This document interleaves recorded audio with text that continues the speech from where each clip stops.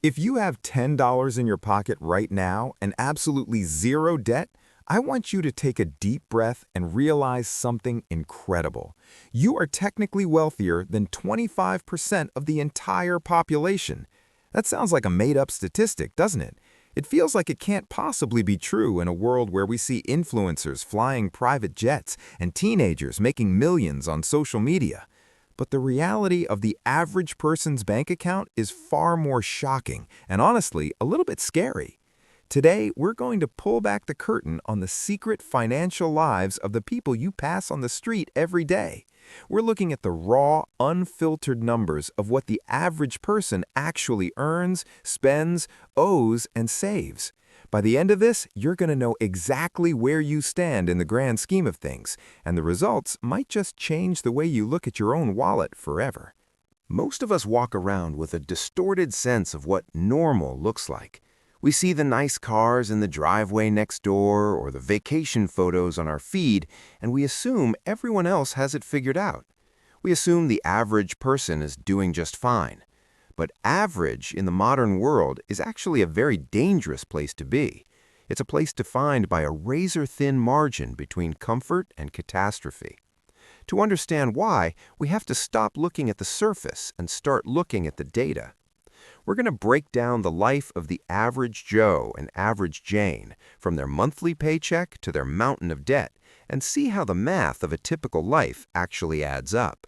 Let's start with the most basic number, the paycheck. If you look at the median individual income in the United States, you're looking at roughly $59,000 a year. Now, on paper, $59,000 sounds like a solid, middle-class life. But when you start peeling back the layers, that number begins to shrink rapidly. After federal taxes, state taxes, Social Security, and healthcare premiums, that $59,000 turns into something much closer to $45,000 in actual take-home pay. That's about $3,700 a month to cover every single aspect of survival. And this is where the math starts to get tricky. You see, the average person isn't just dealing with the cost of bread and milk. They are fighting a war on multiple fronts against a monster called lifestyle creep. Have you ever noticed how the more you make, the more you seem to spend? It's a psychological trap that almost everyone falls into. We tell ourselves that once we get that next raise, we'll finally start saving. But then the raise comes, and suddenly we need a slightly better car, a slightly bigger apartment, or a few more streaming subscriptions. The average household now spends over $72,000 a year. Wait a second, did you catch that? If the median individual income is $59,000, but the average household is spending $72,000, there is a massive gap. Even with two earners in a home, the margins are terrifyingly thin. Now let's talk about the elephant in the room, debt. This is where the statistics get truly eye-popping. The average American household is currently carrying about $103,000 in debt. Now, a large chunk of that is mortgages, which many financial experts consider good debt because it's tied to an asset. But even if we strip the houses away, the numbers are staggering. The average credit card balance is hovering around $6,300. Think about that for a second. That is $6,000 of high-interest debt that never goes away for millions of people. They are paying 20%, 25%, sometimes even 30% interest just to carry that balance from month to month. They are essentially paying a poverty tax to the banks every single day. But it's not just the credit cards, it's the cars. This is one of the most fascinating and frustrating statistics in modern finance. The average new car payment has climbed to over $720 a month. And people aren't just paying that for 3 or 4 years anymore. The average loan term is now 68 months. That's nearly 6 years of sending $700 a month to a dealership for a piece of metal that is losing value every time you turn the key. If you took that same $700 and invested it in the stock market instead of a car payment, over the course of 40 years, you'd be sitting on over $5 million. But the average person doesn't see $5 million in their future. They see a shiny SUV in their driveway today. And what happens when something goes wrong? This is perhaps the most famous and most frightening money statistic of all.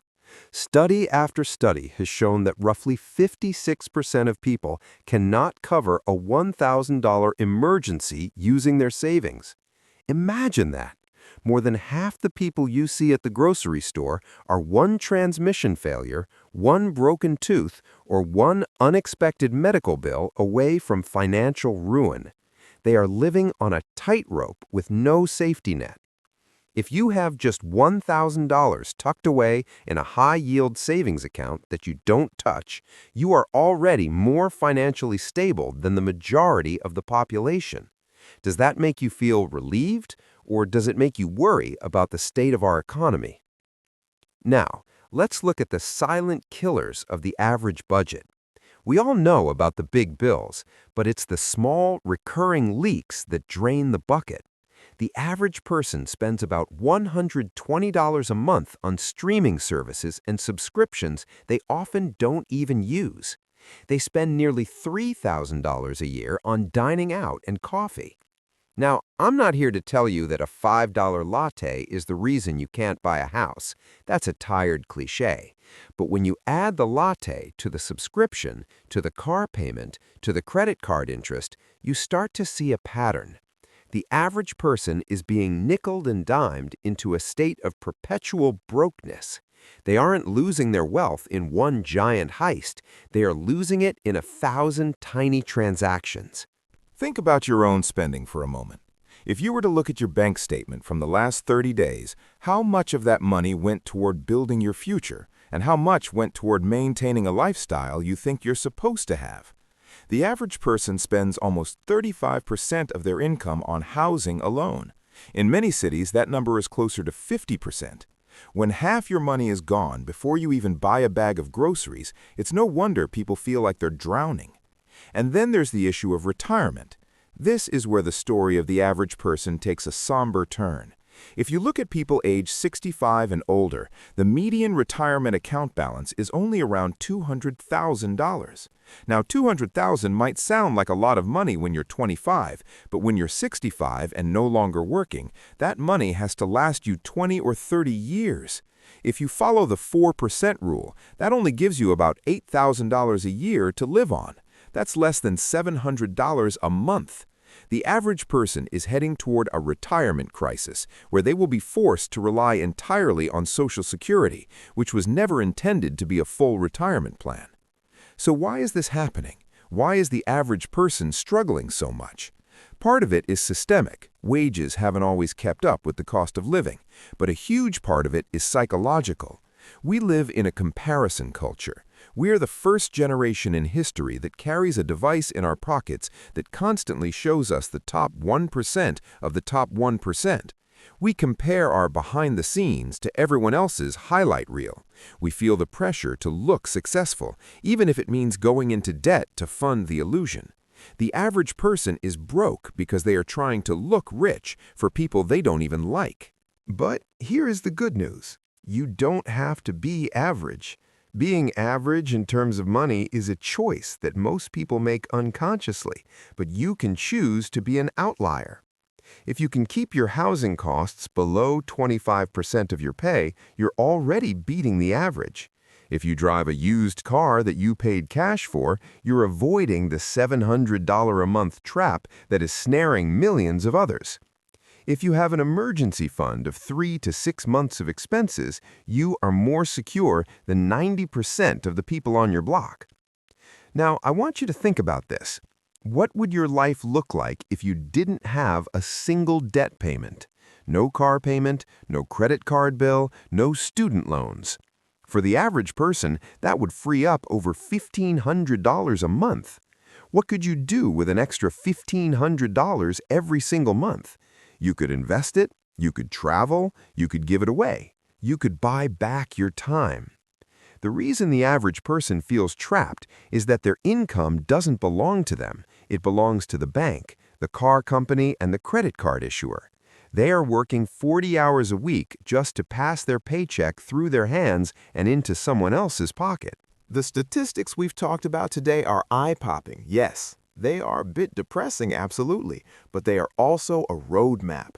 They show us exactly what not to do. If the average person is carrying $6,000 in credit card debt, your goal should be to have zero. If the average person has no emergency fund, your goal should be to build one.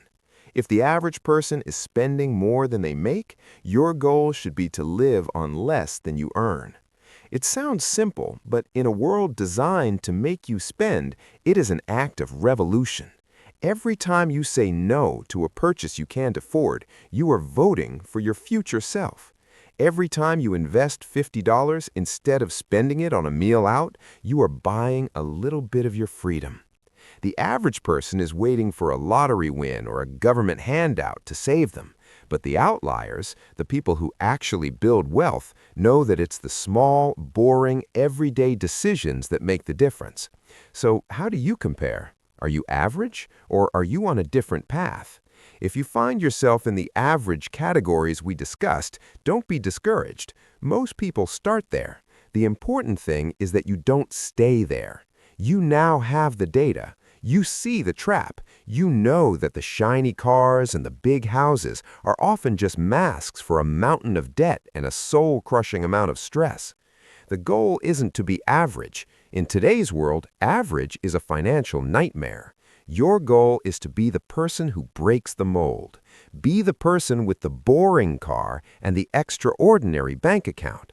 Be the person who can sleep at night because an unexpected expense is just an inconvenience, not a catastrophe.